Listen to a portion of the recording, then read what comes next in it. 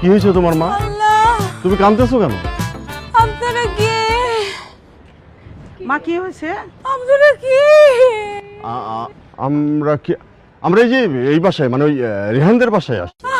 আর কি বলবো দুঃখের কথা, এই ছেলেটার সঙ্গে আমার 3 বছরের সম্পর্ক। 3 বছরের সম্পর্ক খালা, ও খালা, এই ছেলের সাথে আমার 3টা বছরের সম্পর্ক। আমি এই ছেলের বাচ্চার মা হতে চলছি। আমাকে রেহান বলেছিল রেহানের নাকি বিয়ে একটা ফকিন্নি ফ্যামিলির সাথে। ফকিন্নি ফ্যামিলি, একটা দজ্জাল শাশুড়ি, একটা কাঠটার শ্বশুর তাদেরকে দেখতে আসবে। একটা মেয়ের সঙ্গে বলে আজকে বিয়ে হবে। আমি কোথায় যাব খালা? ফকিন্নিকে বিয়ে না? আমার তো কিছু এই ছেলের সঙ্গে করার বিয়ে ঠিক করেছো তুমি? নাই। দেখাচ্ছি মজা আমি তো। আল্লাহ, ওয়ালাইকুম আসসালাম।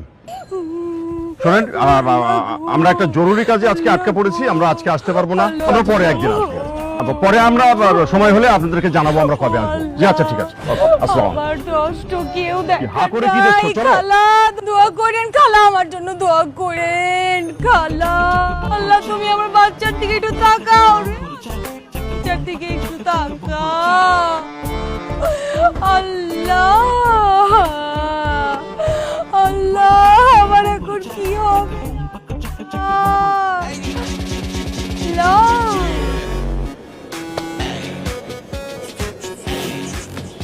la la la la la la la la la la la la.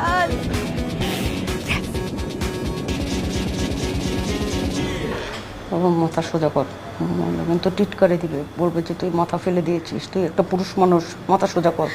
মানে আপা থাক বাবা, এত মন খারাপ করো না আপা, এত মন খারাপ করেন না।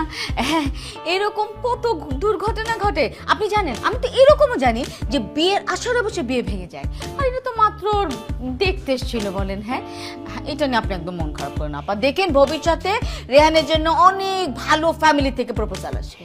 অবশ্যই আসবে, অবশ্যই। এই যে একটু মন খারাপ করছি না, দাঁত কেলিয়ে হাসছি, এই যে দাঁত বেকার। আচ্ছা, আমার রেহানের বিয়ে ভেঙেছে এই খবর তো আমরা কাউকে বলিনি, কারণ আমরা মোটেই দুঃখিত না। আপনি জানলেন কোত্থেকে বলেন?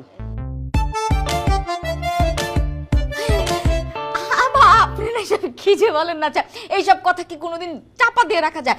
বাতাসে ছড়িয়ে যায়। সেই বাতাসটা আপনার কানের ভিতরে ঢুকে গেছে বুঝি। এগুলি তো আস্তে আস্তে দেখবেন পুরো পাড়া জেনে যাবে। যেটা জন্য এসছি সেটা একটু বলে নেই আপা। আমার